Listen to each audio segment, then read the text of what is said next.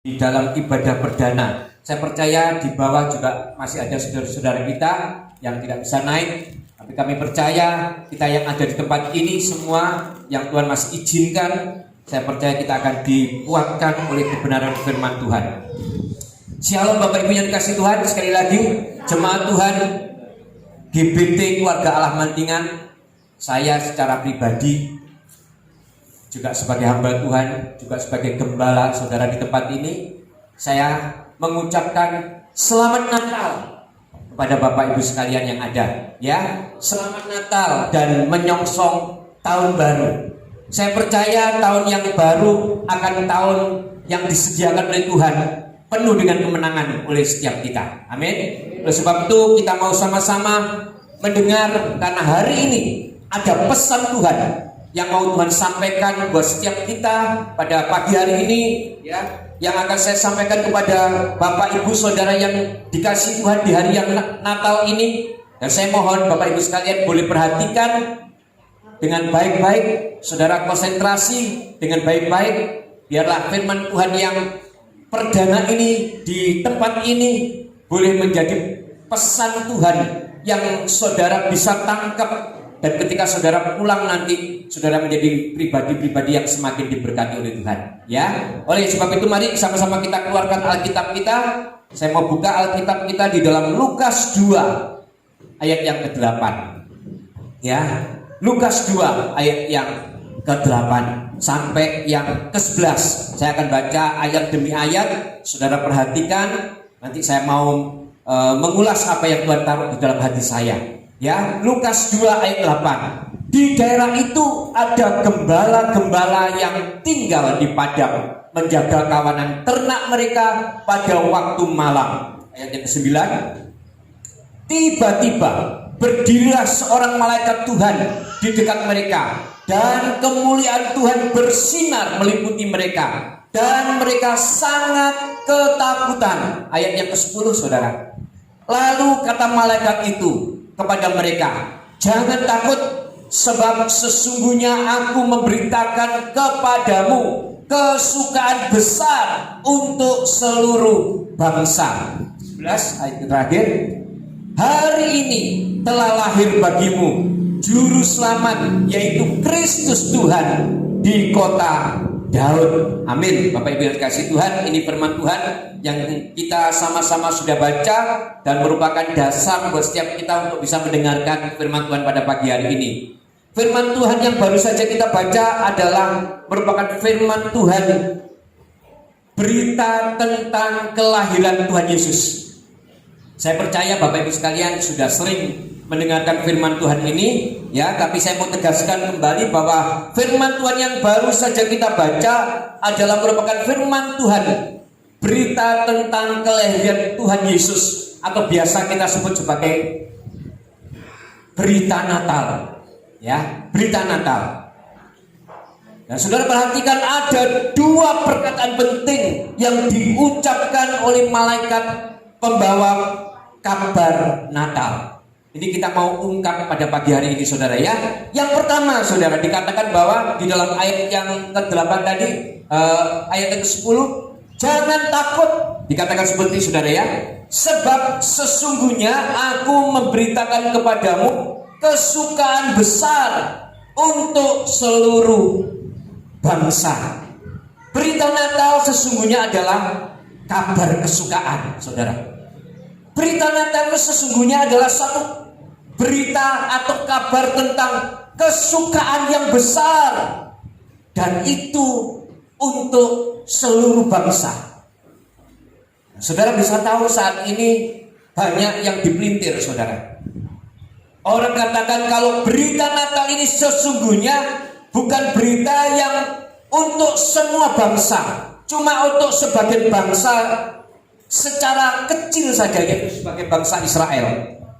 Tapi pagi hari ini Tuhan katakan kepada setiap kita bahwa sesungguhnya berita Natal adalah berita tentang kelahiran Tuhan Yesus, bukan cuma untuk satu bangsa, tetapi untuk seluruh bangsa, termasuk bangsa Indonesia, termasuk juga saudara dan saya.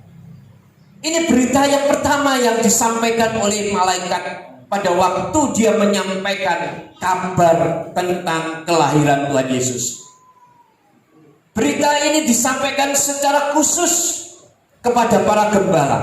Nah, kita lihat saudara, dasarnya kenapa saya katakan sesungguhnya berita kesukaan yang besar ini bukan cuma untuk bangsa Israel, tetapi sesungguhnya untuk seluruh bangsa. Kita lihat di dalam Yesaya 9 ayat yang kelima. Yesaya 9 ayat yang kelima, di mana ini ada satu tulisan di perjanjian lama yang sudah ditulis beribu-ribu tahun sebelum kelahiran Tuhan Yesus. Dikatakan di sini sebelumnya ayat 5, ya. Sebab seorang anak telah lahir untuk kita, seorang putra telah diberikan untuk kita. Lambang pemerintahan ada di atas bahunya, dan namanya disebutkan orang apa saudara? Penasihat ajaib, Allah yang perkasa, Bapa yang kekal, Raja damai. Jadi ada satu sikap yang melekat dari Tuhan ketika dia sudah diilhamkan pada waktu perjanjian lama. Dikatakan bahwa pada waktunya nanti ada seorang sudah lahir, dikatakan bahkan seorang anak akan lahir di mana dia punya kuasa. Dia punya kuasa, dikatakan sebagai Raja damai, Bapa yang kekal, dan Allah yang perkasa. Kita mau lihat sikap Allah, sifat Allah yang satu ini saudara. Allah yang perkasa, dikatakan seperti itu saudara ya. Kita lihat ketika malaikat itu memberitakan tentang Allah yang perkasa itu, yang sudah hadir, yang kalau bahasa Ibrani-nya dikatakan El Gibor. Saudara mungkin sering mendengar saudara ya, El Gibor. Ini adalah Allah yang perkasa. Allah itu hadir. Nah saudara bayangkan, kalau Allah yang perkasa atau El Gibor itu sudah lahir untuk kita.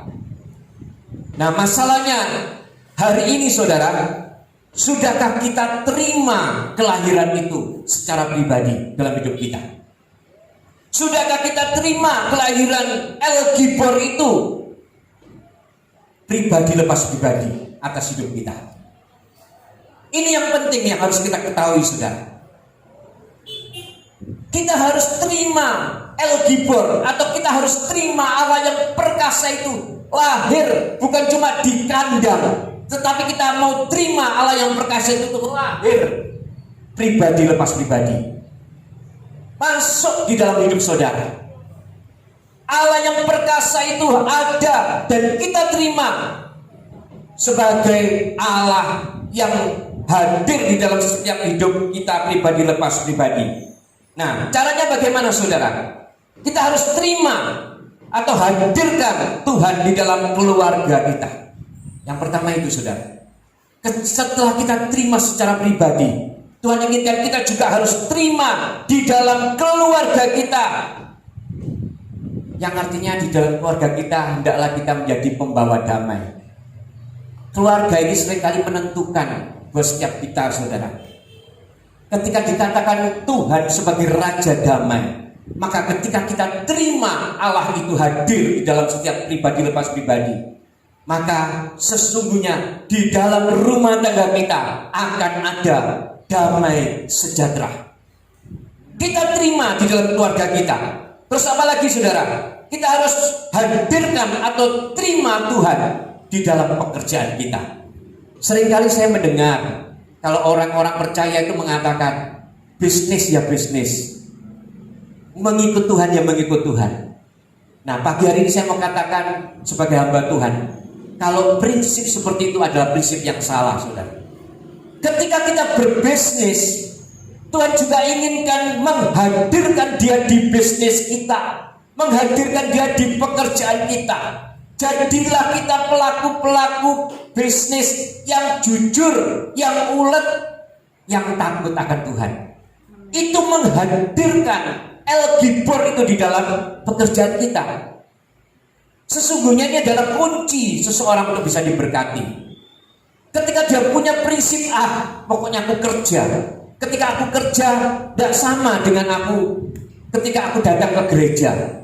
Kerja ya harus ada trik, Kerja juga harus ada bujuk-bujuknya. Jangan, saudara. Berarti kita tidak mendatangkan El Gibor itu, Allah yang perkasa itu, yang sanggup memberkati itu di dalam pekerjaan kita. Kita harus menerima Allah yang perkasa itu di dalam pekerjaan kita. Hendaklah pekerjaan kita menjadi pekerjaan yang jujur, yang melakukan segala sesuatunya dengan sungguh hati. Saudara mungkin sebagai pegawai atau mungkin sebagai pegawai baik mungkin pegawai dimanapun, saudara. Kalau kita mau menghadirkan Allah, menerima Tuhan pada hari ini, ya, sebagai Tuhan yang kita terima secara pribadi di dalam pekerjaan kita, maka saya percaya setiap kita lakukan pekerjaan kita akan melakukan dengan sungguh-sungguh. Tidak perhitungan, saudara. Lakukan semuanya dengan sungguh-sungguh. Firman Tuhan kan mengatakan seperti ini, saudara. Ketika kita melakukannya dengan sungguh-sungguh seperti kita lakukan kepada Tuhan, maka Tuhan memperhitungkannya itu untuk setiap kita. Ini yang Tuhan mau, pesan Tuhan buat setiap kita pada pagi hari ini. Terus apa lagi, saudara? Kita lihat, kita harus hadirkan Tuhan di pelayanan kita. Nah, ini kita sering kali juga lihat pelayanan di tempat ini. Saya selalu mendorong untuk setiap kita bisa menjadi pelayan Tuhan. Karena sesungguhnya melayani Tuhan itu bukan monopoli dari satu orang. Melayani Tuhan itu harus menjadi tugas atau tanggung jawab dari semua orang. Kita tidak bisa pekerjaan Tuhan ini kita monopoli secara pribadi. Nah, ini saudara, kalau kita sudah menerima pelayanan yang dipercayakan kepada kita, hendaklah kita juga menerima Tuhan hadir di dalam setiap pelayanan kita. Artinya kita melakukannya dengan sungguh-sungguh, dengan hati yang sungguh-sungguh, dengan hati yang benar-benar melayani. Karena ini yang diinginkan oleh Tuhan. Saya percaya setiap kita di tempat ini adalah pribadi-pribadi yang rindu untuk melayani Tuhan. Oleh sebab itu, ketika kita mau melayani Tuhan, saya himbau kepada saudara, mari kita terima Tuhan secara pribadi di dalam pelayanan kita. Sehingga kalau kita menerima Tuhan secara pribadi di dalam pelayanan kita, saya percaya ketika kita melakukan pelayanan, kita punya hati tidak ngersulo, tidak gerundel. Kita akan melakukannya dengan sungguh-sungguh. Karena sesungguhnya kita tidak melayani manusia, tetapi kita melayani Tuhan. Nah, ini saudara yang harus kita lakukan. Jadi mari setiap kita hadirkan Tuhan di dalam setiap pribadi, lepas pribadi. Yang artinya setiap kita harus membangun hubungan dengan Tuhan setiap detik. Saudara tidak punya alasan lagi mengatakan, waduh Pak, kalau berdoa harus di tempat yang tersembunyi mungkin. Tuhan kita sudah hadir. Dia bisa kita terima dimanapun. Ketika kita ada di pekerjaan kita bisa berdoa kepada Tuhan. Ketika kita ada di rumah tangga kita bisa berdoa kepada Tuhan. Ketika kita ada di pelayanan kita juga bisa berdoa kepada Tuhan. Nah, ketika kita benar-benar menerima Tuhan di dalam setiap apa yang saya sebutkan tadi, saya percaya kita menjadi pribadi-pribadi yang berkenan di hadapan Tuhan. Kita sungguh-sungguh menerima Tuhan, bukan cuma mendengar, oh ya sekarang tanggal 25, waktunya hari Natal, kelahiran Tuhan. Bukan cuma itu, tetapi maknanya buat setiap kita supaya kita tahu bahwa sesungguhnya Tuhan ingin kita terima di dalam setiap sendi-sendi atau aspek di dalam kehidupan kita. Dimanapun kita berada, ya, di dalam keluarga kita tadi saya sebutkan akan ada damai sejahtera, ada kesukaan yang besar dikatakan, ya. Karena berita Natal ada berita tentang kesukaan yang besar. Ketika kita terima, maka ada kesukaan yang besar di dalam keluarga kita. Oleh sebab itu Bapak Ibu yang dikasihi Tuhan, saya ingatkan kembali bahwa kabar Natal adalah kabar kesukaan besar bagi kita yang mau menerima kabar Natal sebagai kabar yang kita terima secara pribadi di pekerjaan kita, di rumah tangga kita, maupun di pelayanan kita. Ya, terus kabar yang kedua kita lihat saudara ya. Kita lihat dulu di Lukas 2 ayat yang ke-11. Lukas 2 ayat yang ke-11. Nah, saudara kita lihat. Hari ini telah lahir bagimu juru selamat, yaitu Kristus Tuhan di kota Daud. Ini kabar yang kedua yang diberitakan oleh malaikat ketika bertemu dengan gembala di padang. Ya, dikatakan bahwa hari ini, yang artinya saat ini, telah atau sudah lahir juru selamat ya bagi kita, yaitu Kristus Tuhan di kota Daud. Ya, banyak orang meragukan dan sampai detik ini tidak mengakui kelahiran Tuhan Yesus. Buktinya apa? Sampai detik ini banyak yang tidak percaya akan kelahiran Tuhan Yesus. Mereka menganggap Tuhan Yesus itu cuma sebagai nabi yang lahir. Ya, mereka tidak melihat bahwa sesungguhnya kalau kita lihat di dalam ayat ini, di dalam Lukas 2 ayat 11 dikatakan bahwa hari ini telah lahir bagimu juru selamat, yaitu Kristus Tuhan di kota Daud. Mungkin mereka cuma beranggapan ya cuma sekedar mungkin sebagai nabi yang lahir. Tetapi kita sebagai orang percaya ya, kita tahu mungkin Kristus mungkin tidak diakui sebagai Tuhan, apalagi sebagai Tuhan. Tidak diakui, tapi bagi kita memang Kristus bukan sekedar Tuhan, tetapi Dia adalah juru selamat buat setiap kita. Tuhan itu banyak orang menyebut, tetapi juru selamat cuma Tuhan Yesus Kristus. Ini yang harus kita tahu, saudara. Oleh sebab itu banyak orang yang tidak mengakui, tidak tahu mungkin ya saudara ya, atau mungkin tahu tapi menutup telinganya. Tetapi sesungguhnya orang yang meragukan itu sampai detik ini mereka menolak Kristus sebagai Tuhan. Mereka tidak mengakui, mereka menyangkal jika Kristus adalah Tuhan. Tetapi dengar, saya mau kasih tahu kepada saudara ya, sebagai hamba Tuhan saya mau beritakan berita Natal ini bahwa sesungguhnya Yesus Kristus bukan cuma sebagai Tuhan, tetapi sebagai juru selamat kita. Amin saudara. Itu yang harus kita tangkap. Jadi kalau kita cuma mengatakan Tuhan, Tuhan, banyak di luar sana Tuhan, Tuhan. Tetapi kita punya Tuhan sebagai juru selamat pribadi lepas pribadi. Ini yang harus kita syukuri saudara ya.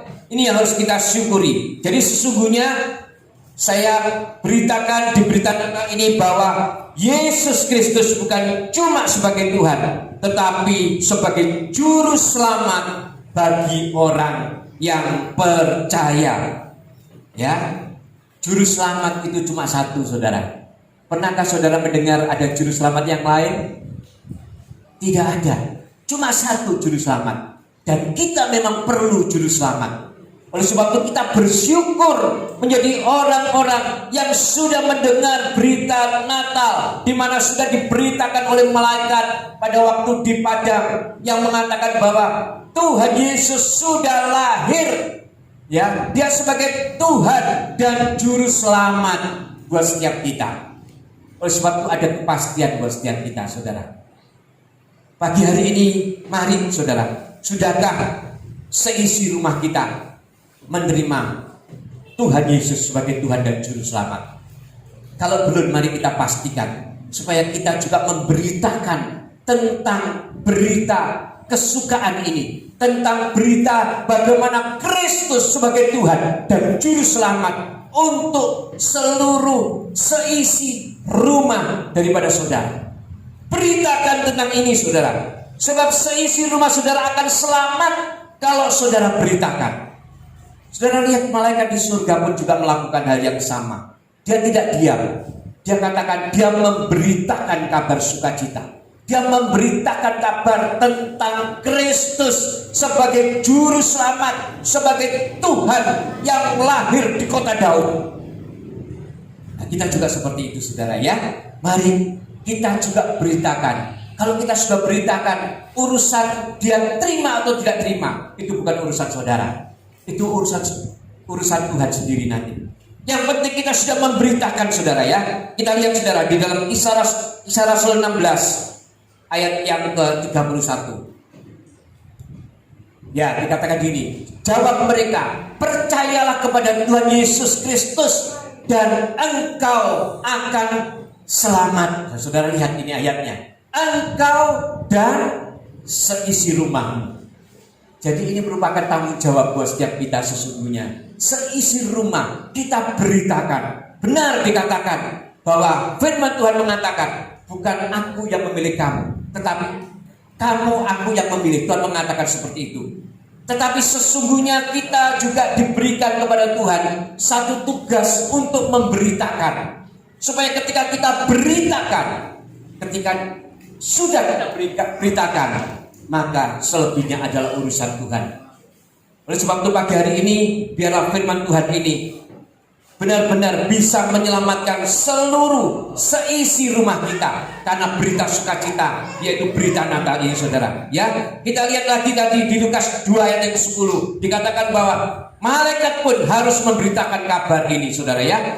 Kesukaan besar dan lahirnya sang juru selamat. Beritakan dan diberitakan. Ini yang harus kita lakukan. Nah, mungkin bagi setiap kita melalui bukan cuma mulut mungkin, tetapi mungkin juga kita harus lakukan di dalam perbuatan kita, di dalam tingkah laku kita, ya.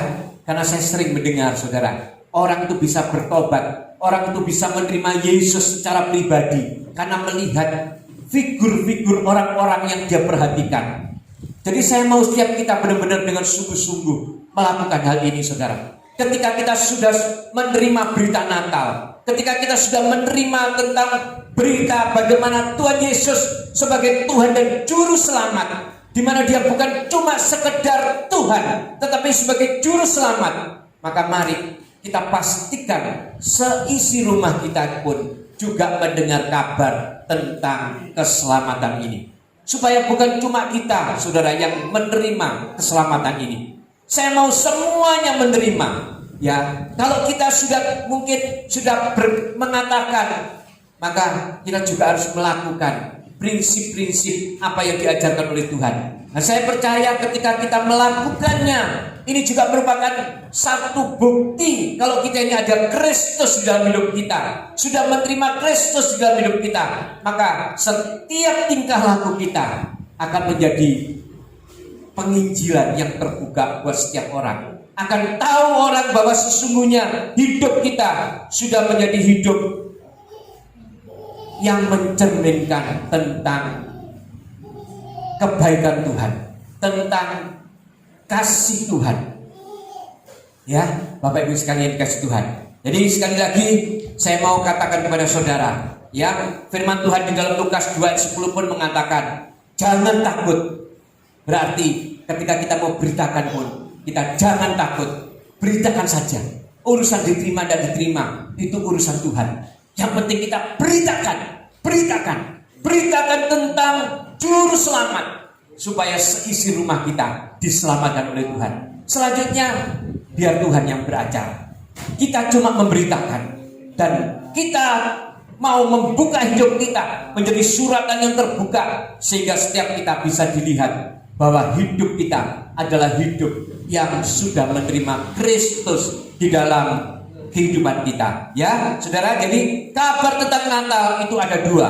Yang pertama tadi adalah kabar kesukaan yang besar. Yang pertama tadi, saudara ya, kalau kabar yang kesukaan yang besar, hendaklah kita terima di pribadi kita, di keluarga kita, di pekerjaan kita, di pelayanan kita. Amin. Terus yang kedua dikatakan bahwa kabar Natal adalah kabar lahirnya Sang Juru Selamat. Jadi ini kabar, dua kabar pada pagi hari ini. Kita ingat-ingat betul, sebetulnya merupakan dasar buat kita sebagai orang-orang percaya untuk bisa mempraktekkan tentang kebenaran firman Tuhan. Jadi kabar Natal bukan cuma sekedar kabar yang berlalu sia-sia, tetapi ada dua makna yang diberikan kepada setiap kita, supaya apa yang Tuhan sampaikan ini sampai kepada kita. Maka saya percaya biarlah kabar Natal ini kita terima dengan sungguh-sungguh. ya, menjadi satu kabar yang akan menjadi kesukaan yang besar tentang lahirnya juru selamat. Oleh sebab itu mari kita terima secara pribadi, ya. Kuncinya kalau saudara perhatikan adalah kabar ini harus kita terima. Kita terima. Ketika kita terima, maka kesukaan besar itu akan ada buat kita. Juru selamat itu pun juga ada buat setiap kita. Ya, ketika kabar ini diberitakan, mari sama-sama kita responi supaya setiap kita bisa terima Tuhan sebagai Tuhan, Tuhan Yesus sebagai Tuhan dan Juru Selamat atas hidup kita. Maka saya percaya pagi hari ini setiap kita, firman yang sederhana ini sebetulnya adalah merupakan firman yang mungkin saudara pernah dengar, tapi saya mau garis bawahi sekali lagi bahwa lahirnya Yesus bukan cuma sekedar dia lahir, tetapi kelahiran Tuhan Yesus sebetulnya ada makna yang begitu dalam, yang merupakan dasar dari buat setiap kita untuk bisa kita mempraktekkan apa yang sebetulnya Tuhan taruh di dalam pribadi lepas pribadi antara kita. Sehingga kita benar-benar ketika kita terima Tuhan, maka saya percaya kita menjadi pribadi-pribadi yang berbeda, menjadi pribadi-pribadi yang sesuai dengan apa yang Tuhan mau dalam hidup kita. Ya, mau saudara terima berita Natal tadi? Saya percaya apa yang saya sampaikan, ya memang saya tidak mau terlalu panjang karena saya tahu ya di tempat ini pun masih belum bisa terlalu panjang karena terlalu panas. Tapi saya percaya berita yang saya sampaikan ini hendaklah saudara bisa ambil garis besarnya tadi. Ada dua hal yang penting, yaitu tentang kabar yang harus diterima intinya. Terima di dalam setiap hidup kita. Ketika kita menerima kabar ini, saya percaya kita akan menjadi pribadi-pribadi yang pulang dengan penuh sukacita, kemenangan daripada Tuhan. Amin. Ya, puji Tuhan. Saya tidak memperpanjang firman Tuhan. Saya tutup. Saudara tutup.